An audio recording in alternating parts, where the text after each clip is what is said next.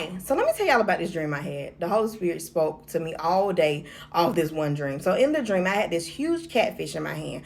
I'm holding the catfish, trying to tell them that it can't go in the same tank as the goldfish. I'm trying to tell them that they can't both fit and exist in this same space. And everybody not understand. They like, just put him in there and just put some sink water in. And I'm saying, no, he has to survive off of very, very distilled water, and he won't survive the way the goldfish will survive. You can't tend to him like the goldfish. He's not a goldfish. He's a catfish. He's bigger. He requires more space. He requires more attention. He requires more detail. And I'm getting frustrated in the dream, telling him like, you're not understanding that he cannot go into this setting of a goldfish because he cannot fit.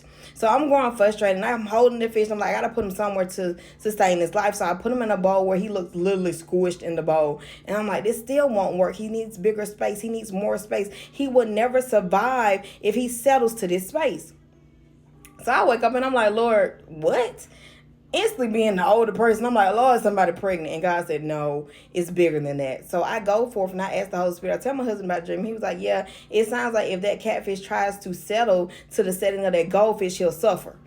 Okay, now we're getting somewhere. So I'm like, God, what is it? What is it? What is it? And he's like, listen, if you have something as big as a catfish and it's only goldfish around you, if you settle, you'll suffer. If you're trying to accommodate yourself to the setting of those goldfish, you will never be able to sustain the greatest breakthrough or the greatest life that I have for you, because you have set yourself and your standards above, you set your standards on the thing that's around you. If it's a whole bunch of goldfish around you and you're a catfish, that means you have to change your setting. You have to change your tone. You have to change the mentality of those around you to accommodate what God has on the inside of you. This is bigger than just fish. Some of us are catfish in a goldfish world. That means we require more. We can do more. We can sustain off of more. That is mediocre. We have been called to be beyond what the average eyes can see. You have never walked through and be like, oh, y'all got pet catfish. No, because we're not the average. We're very rare. And if you settle to the set, like, you can't settle. You can't settle to the atmosphere that other people have. You can't settle because you'll suffer.